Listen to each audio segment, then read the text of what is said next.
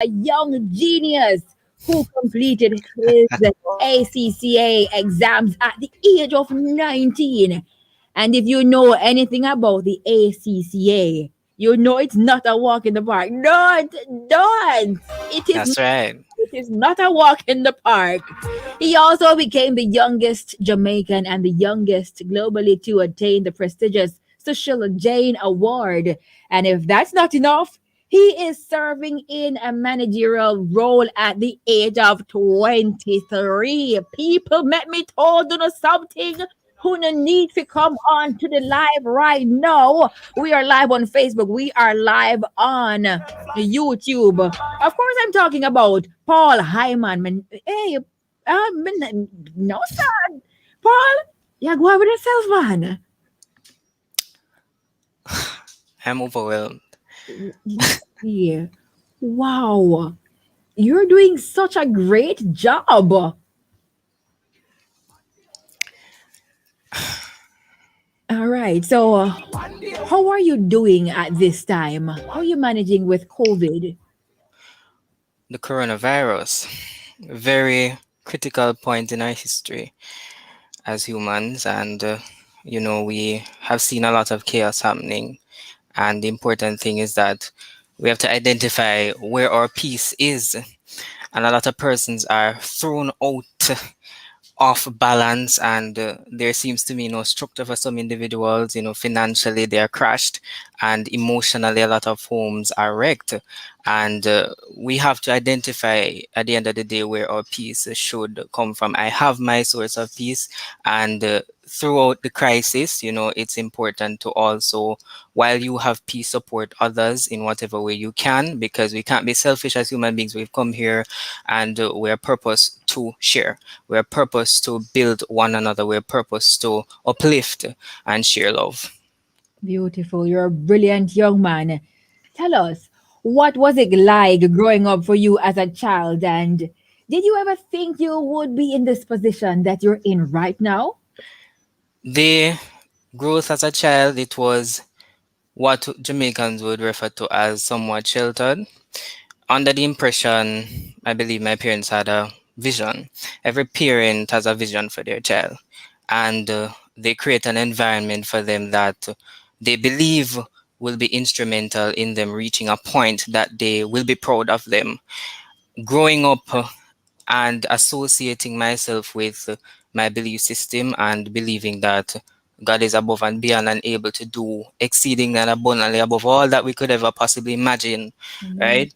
Ascribing to that and knowing that anything was possible with Him, I knew that something good had to come of my life, but I wasn't sure where I would be exactly. But I knew that His hand was faithful, and it remains faithful to this day.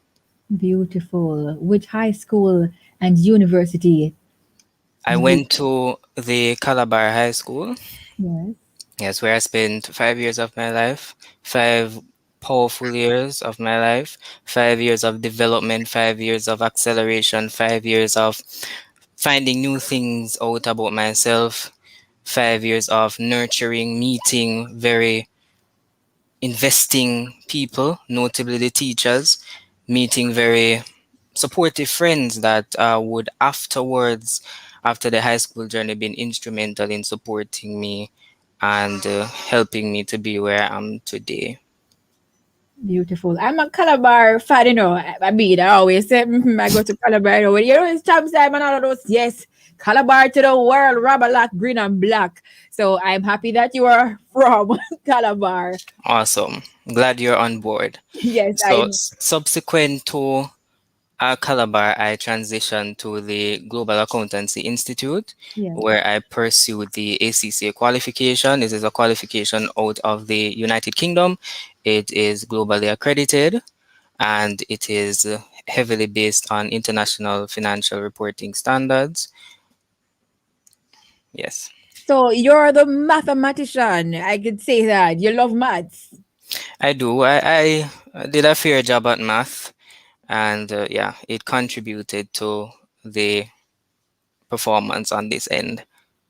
Beautiful. Did you always love maths? I always loved, actually, I always loved the arts. Really? Yes, and to this day, I still do my best to write what you'd call, those poems and so on. I keep myself occupied. Those are my pastimes and history and those other little things. Those are interesting things to me because I believe that the history tells you a lot about what is in store for the future. It isn't exactly what will happen, but it is a precursor and it gives you some idea. And I am very much about forward thinking and actually predicting. So the With that, art is where my heart is. I love that. The heart is where your heart is. so It's how about that. so how did you transition from arts, the loving arts, to accounting? Well, the studies in high school was diversified, really. So I had a mix of everything, actually, the sciences, the arts, and the business. I did 9 subjects at the CSEC level, and I did well in every discipline, but I realized that I was exceptionally, um, what is bright in accounting. Oh, beautiful. Now, for many, it might seem as though everything fell right into place as you navigate to where you are. But I'm sure this is not the case, right? So, did you encounter any challenge or challenges along the way? Yes, naturally, challenges do come. Not everybody faces the same types of challenges. And as we are able to observe in the world today, you see where persons who you think are in the best of positions, that are in families and environments that are so lovely set up and so on, people face different things. And as such, challenges won't only come to you in the form of financial stress. Sometimes challenges will pop up in the home. Challenges will pop up when it comes on to an individual's self-esteem, self-development. They will face challenges even in terms of tragedy, uh, in the family, deaths, and so on, which are things I've had to deal with and Wow. come to terms with and still push on. And there are times when it will get so frequent that you say, why bother? Why bother to do so much? The next time it possibly could be you. And all of that would have, quote unquote, gone down the drain. So that mental battle, it can be even worse than a financial battle that somebody can turn around one day and just say, hey, I'm going to help you. It can be so much worse when you're mentally constrained and brought to your knees, a very hard and dark place to come out of. I definitely agree. How did you manage to push through, to keep motivated during all of this? As I told you, in life, my biggest motivation is understanding that there's a power greater than myself. Yes. I held on to that. It was central to my development. It is central to who I am. It is central to the selflessness that I have in my heart. And it is what propels me to this day. Great. Yeah. So let's move forward a bit. I want you to describe the ACCA journey for us. What was the process like? What was the journey like for you? It was nerve wracking.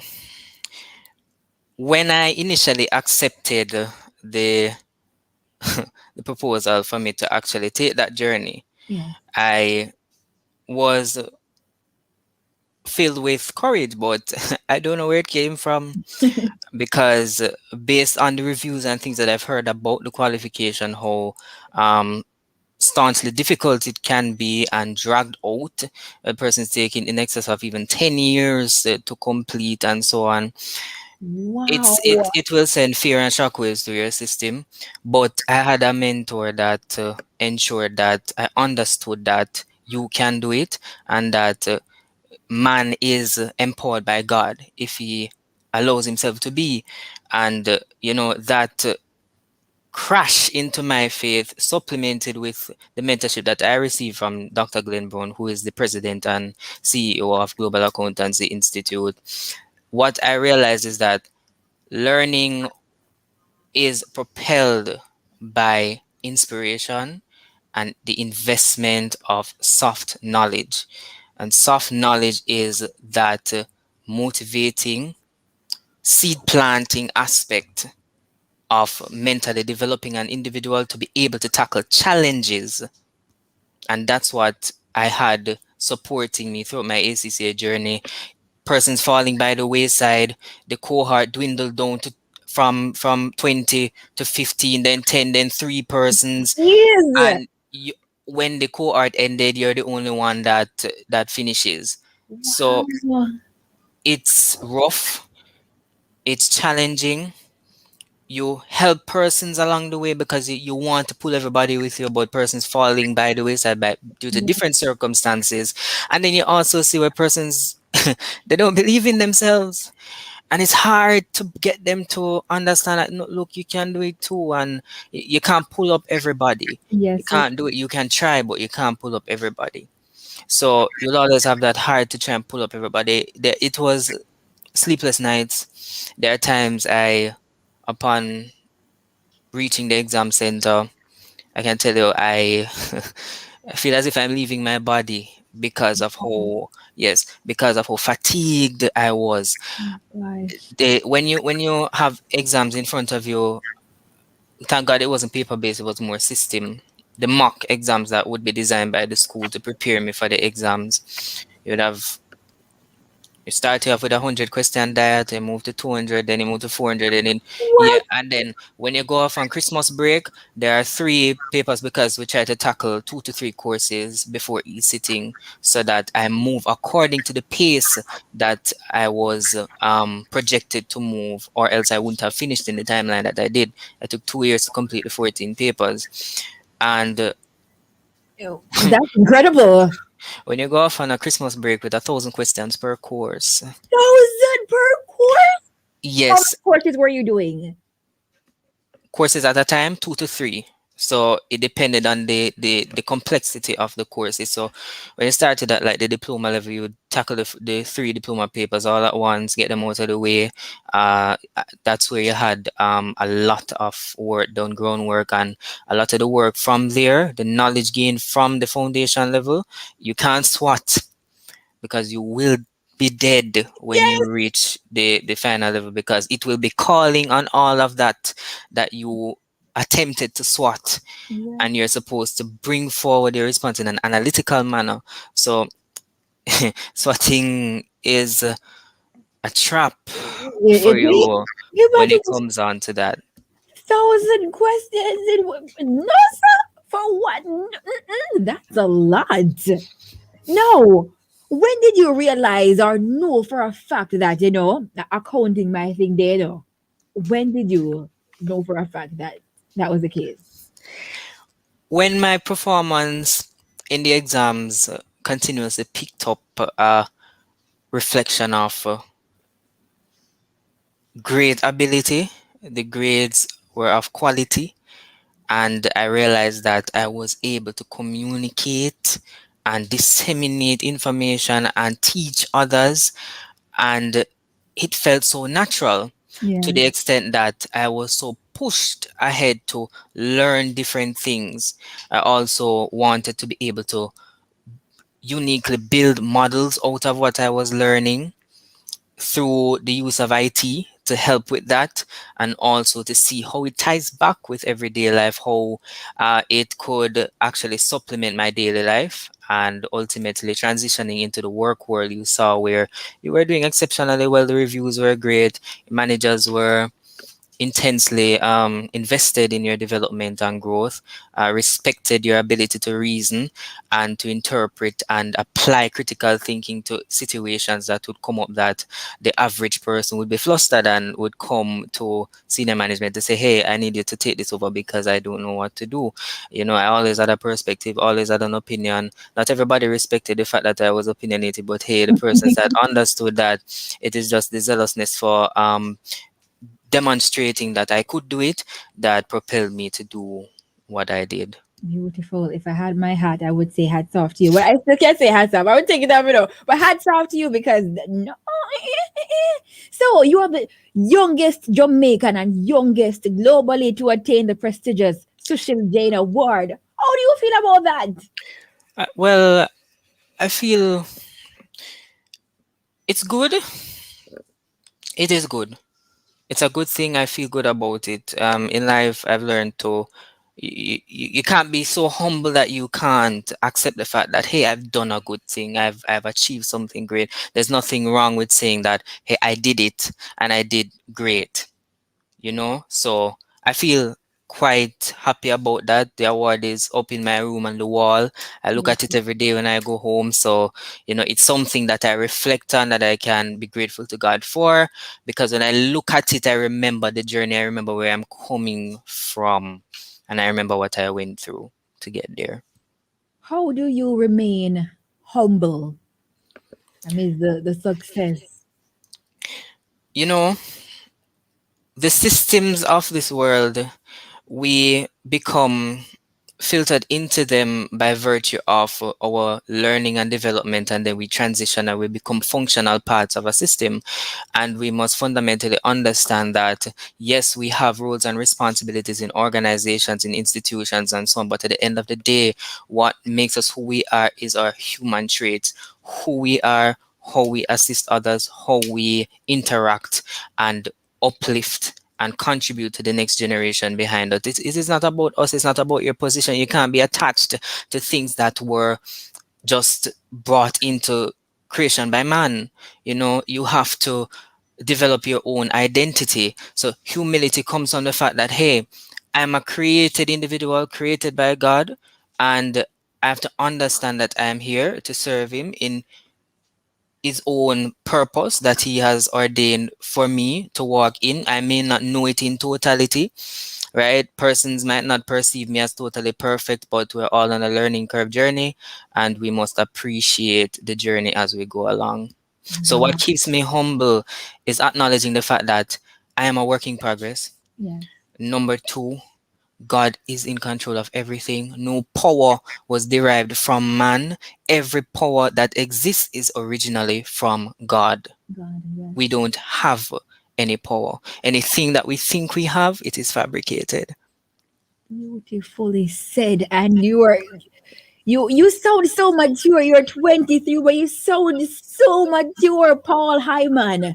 So if you're just joining us, it's now 3:18 on the family station Love 101, and I have with me a young genius who completed his ACCA exams at the age of 19. He also became the youngest Jamaican and the youngest globally to attain the prestigious Sushil Jain Award.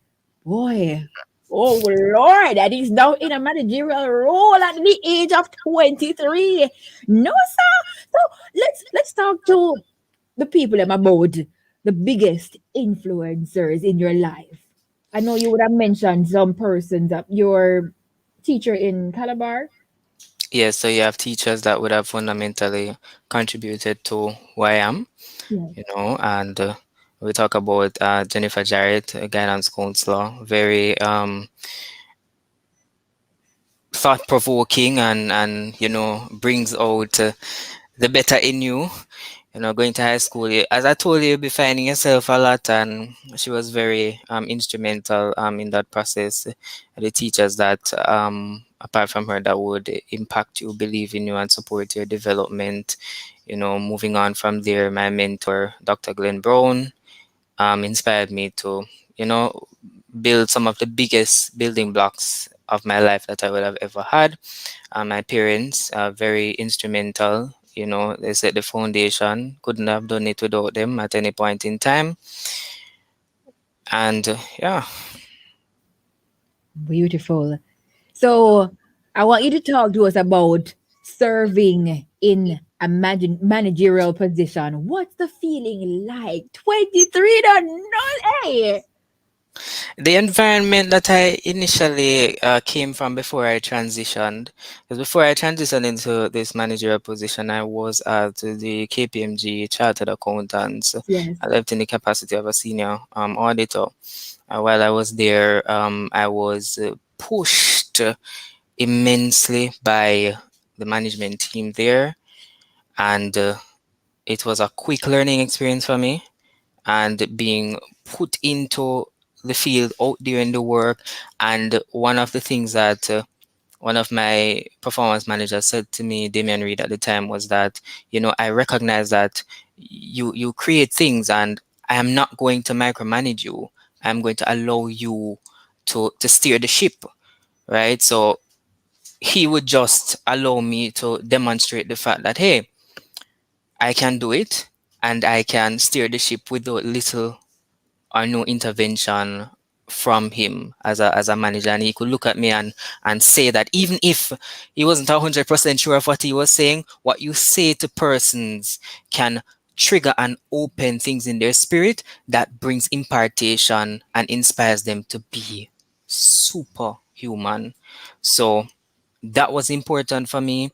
The team complements grew from 2 to 3 persons to 6 and 7. So I had that experience leading teams before I left and went to KFTL. And currently, in my current position, teams are not as large, but what happens here is that the most exposure of overseeing large teams comes from working groups and committees. So, yeah. I'm sorry, I didn't catch that. Where are you working at now? At the Kingston Freeport Terminal Limited. Oh, yes. I'm getting older though, guys. I knew that, but it just slipped me. No, I mentioned earlier that you were a Calabar past student. Yes, yes, yes. And Dean Smith, I'm sure he wants to comment on that. So I see that he sent me a voice note. I'm sitting in for him. He usually works on Friday. So he's a KC man. Let's hear what he has to say. The mathematician. Sarah I Ann, can see that. You love I have a math. problem with this Calabar talk on the Me radio. know. I have a serious problem with it, all right? What? I knew it. I just knew Dean had to come out. Dean, just yeah. Just relax yourself now. Dean, who said you're Dean? No, of all your achievements, Paul, which do you consider as your greatest accomplishment? Of all my accomplishments,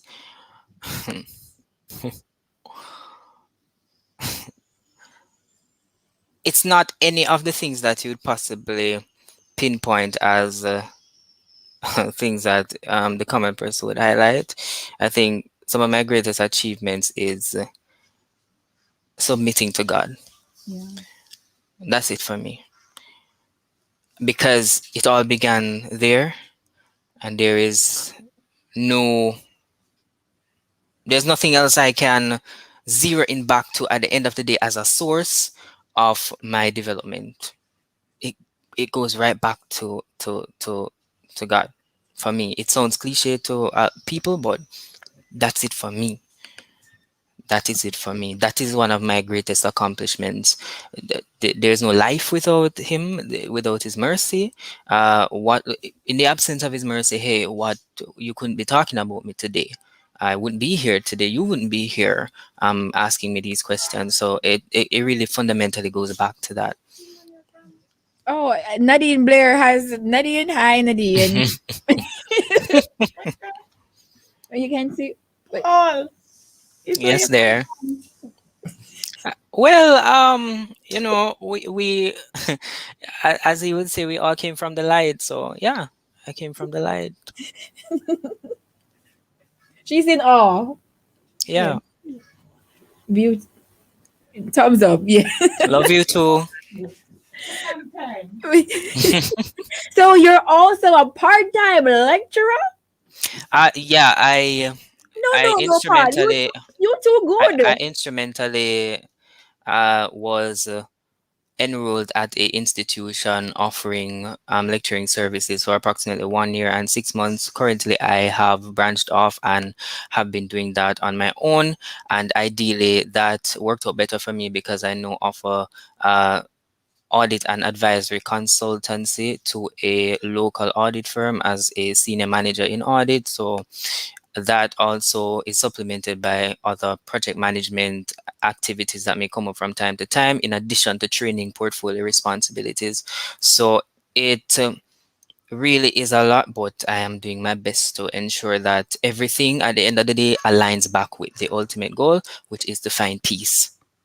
Beautiful. I'm just hearing that. I'm like, wow, he's just 23 now. He's young, you know. I am so proud of you. You're doing such a great work. And we just pray your strength. Stay in God. And boy, Paul Hyman. Paul Hyman, I'm telling you, history maker, you know. Now Thank talk you, to Sarah. you're welcome. Now talk to us about the role your family would have played in all of this. Very critical. My parents, my mother and father would have been toiling. I grew up seeing them toil. I grew up seeing them ensuring that when environments were not suitable for their children, they made it their ultimate goal to shift them out of those situations. And that's one of the instrumental reasons why I moved from Kingston at the age of 11 to St. Catherine, because the environment so evolved that it no longer became suitable for their children. And I admire and respect them for that, because the circumstances weren't perfect, but the preservation of the life of their children was of utmost importance. Yeah. So they ensured that that was done. And sometimes we have to look at things from that perspective. And I learned that from my parents, to know that, listen, the other platform doesn't have to be perfectly set and perfect. Trust God and step off. Move from what does not fit your development. Move from what is deteriorating you, from what will decay you instrumentally. That push would have been more so from my mother, because my dad is more the relaxed type. But he, whenever you convince him, he will push and say, okay, I think we really need to do this based on the opinion that is expressed, and so on. So I grew up seeing them working hard. I grew up seeing them investing in their children and investing in others as well. They don't only help their children, they help other people's kids. And they've always encouraged us when we're going to school. If the little that we give you, it's okay if you help somebody else. The little that I had, I shared it. The person that I went to school with, they can attest to that. I share what I have. I don't hold it back, because when those doors are to be opened, Yeah. they will open, and it will be too much for me to handle. I am not going to restrict my hand from helping anybody at all. Once it is that I see that you have your mind in the right place, and you mean well, I will do what I can. But because I've also learned in life that you shouldn't try to give from an empty cup, Yes. because then you will be left desecrated, and there'll be no more of you left. So you have Yes. to learn to ensure that you are firm and stable before you even try to help somebody off the list, because both of you will fall off.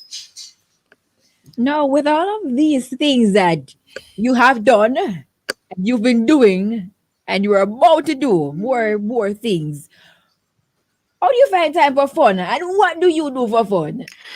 Um, Fun. I, from time to time, ensure that I go out with my friends, that I catch up. We go out and have drinks. And I would ensure that I put the different places on my bucket list where to go next on the North Coast and so on, because I love going out of town and so on. So that's really something that I really enjoy. Uh, I'm a video game person as well still. So if it is that you talk about not necessarily going outside, but yeah, I do interact with gaming consoles.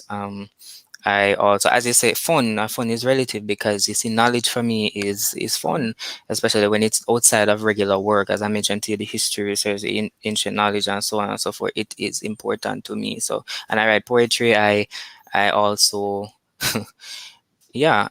You're a poet as well? I wouldn't say that I But when write, you but I write and I have intention to publish. So yeah, I have well, intention to publish. well, So once you're right, yeah, you're a poet, yes. So, how do you strike a balance between personal life and your work life? How do you do that? I think that it's fundamentally important. It all starts with the realization that you're not a robot, you need rest, Amen. and you Nadine, you need heard that? to. And you need to recuperate, you need to find yourself. You will get lost in things that you are temporarily assigned to, and it becomes a permanent fixation in your mind. When that happens, you become lost in constructs, and that wasn't your purpose. Yeah, man. What's your favorite food? It's actually along the line of fruits, actually. Fruit. Yeah, it's not anything. Oh, well, if you say my favorite cooked meal, it would be a nice serving of pasta. Yeah, Oh, Alfredo pasta. Yeah, oh yeah. gosh, we are talking about And like and a shout out to Macaw. yes. Yeah, they have the best pasta in Jamaica. I welcome anybody to challenge that. You know, I have to go down there. Maka, what I go out with? Yes, I coming down there, right? Right. So, do you have a favorite song? Hmm. I'm an old school person. Um, but I wouldn't say I have a favorite song. That's very touchy to say. That's very touchy to say. I don't have a favorite song. But if you ask me if I have a favorite artist, yeah, I could tell you that I have a favorite artist. Who is that? And that would be Whitney Houston. Oh, beautiful. Yeah. All right. So before we go, though, I want to play a nice little gospel song before you go. So, Yes. what's that song that you hear? You just, lifts your spirit. And what's that song? You can throw I Look to You on this on the radio. I look to you. I will absolutely do that. But before you go, I want you to give other young people some encouraging words as they pursue life. As you know, oh yes, it's his favorite artist is Whitney Houston. Nadine, yes, she picked that. Yeah. So, what's your encouragement to other young people like yourself who is pursuing to be great in life? You know, some people they're young and they don't know what to do. What do you have to say to those people? I specifically want to speak to those that feel so different that when their creativity is trying to push against the brick wall of society, it seems as if they are ostracized for not following traditional means to reaching success. I just want to encourage them to continue to find ways to build up their self-esteem, because a lot of times persons feel demotivated because they're not doing well in the math, English, the sciences, the arts, and so on, and they become thrown off. But commonly, as people demonstrate to you, the persons that have reached very far without a formal education but have actually created things that help to drive the economies of the world today. So I'd encourage every young person to continue to believe in yourself. Whatever ideas you have, put it to the forefront, market it, believe in it, because that positive energy that you invest in whatever you do will make the difference between whether or not it passes or it fails. So keep motivated. If nobody is around you to motivate you, try to motivate yourself intrinsically. Look up something on YouTube. Stop looking for the negativity. Ubos Uzed and marrow on the floor. No. Exactly. Find something that really empowers your mind to be able to keep that energy up, because positive energy unlocks a lot of pathways that we think are blocked to us. It attracts help that from areas we never thought we'd get the help from. So that's important. A lot of times I've come across people that are so negative that even if you came with support, the high level of negativity that they have in their mind, it literally discourages you, the person that Yeah. had the intent to help them, to take a step back. Yeah. Because the negativity that you're seeing, and you have to be careful of that, because the negativity that you're seeing, it can consume the help that you gave, and it comes to naught. And that is why Christ said, do not take the pearls and cast it to swine. And he's not calling somebody or people swines. It is a Yeah. mentality, and that mentality has to first be transformed. It has to change first before you cast an investment. When you're planting trees, you don't just throw down stuff. Not everything grows that way. You have to prepare the area that you're gonna put the investment in, that you're gonna put the seed in. You have to prepare. Sometimes the minds of persons, you can't just throw things. You have persons that have everything, that their parents give them everything, and because their minds are not transformed or their minds aren't ameliorated, what you find is that the help goes to naught. Nothing comes out of them, and you dress back and you give up on them. But maybe it's us that are approaching the situation wrong. Maybe we haven't worked on what matters most, the mind. You have to Yeah. work on the mind first. You can't just throw things and give persons, because if their mind isn't so built to utilize and produce, then they're just gonna be consumers, and they're gonna break themselves down, and they're gonna break you down. So true. It's so like you were born in February now. What's your birth month? My father is born in February. Nice don't. Yes, it is too nice.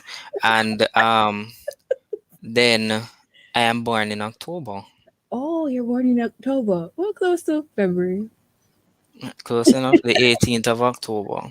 Yeah, Wow. so I benefit from the National Heroes Day Beautiful. sometimes. Beautiful. Yes, I benefit. So sometimes I don't come to work, and sometimes I have to be at work because the 19th steals it sometimes. So, Yeah. yeah. I'm still in awe that you're 23. You know Somebody wants to see the birth certificate. Oh yes, Judge King. He's not 23. You need to show us the birth. Solid words, indeed, profound words. No, I'm gonna allow you to do some shout outs before you go who you want to big up and those things. All right, I want to send a shout out to Sean Ennis, developing gospel artist, very inspirational young man doing good work. Shout out to you, Sean. Kemar Setal, attorney at law.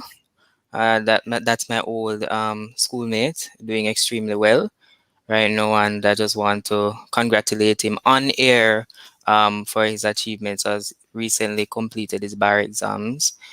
Right, I want to shout out to my parents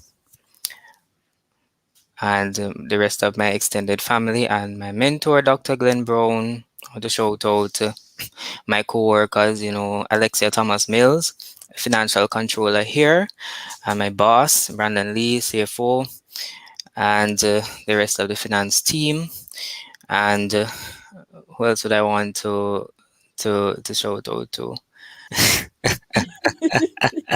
You can just say everyone that knows. Everybody that knows me. Sorry, guys, and I don't want to be chastised when I come off the air and they tell me that how dare I forget your names. But I love you all, and thank you so much for being a part of my journey. Amen. Paul, you want to see all the WhatsApp peeps them come out. Yes, October is my month too. This one says I was born on the 15th. This one says yes, October is the best month. What are we them come on strong? No. But that's correct. It's the best month. Well, okay. Were you born close enough so that we can adopt you and say that you because if you're not born close enough, then we can't help you. February is my month. Well, February is the second nominee, the second runner-up. We can accept that as within our league. All right, thank you so much, ladies and gentlemen. Young genius who completed, I just have to keep on repeating this, who completed his ACCA exams at the age of 19 and was also awarded the prestigious Sushil Jain Award. Oh, Lord, youngest Jamaican to attain that. Oh, Lord. Thank you so much, Paul Hyman, for coming inside a live highlights on Love 101 FM, the family station. Thank you so much for having me, and I wish you all the best, and to everybody out there, blessings. Thanks so much, and thanks for your time. And yes, man, your profound words. Oh, how can we connect with you if we want to? If anybody desires to reach out to me, should I leave my email address? I think it's the possibly safest means to which everybody should be able to reach me. So that's Paul Hyman at rocketmail.com. Rocketmail.com. All right, Paul Hyman at rocketmail.com. Thank you so much. All right, thank you. All right, blessings.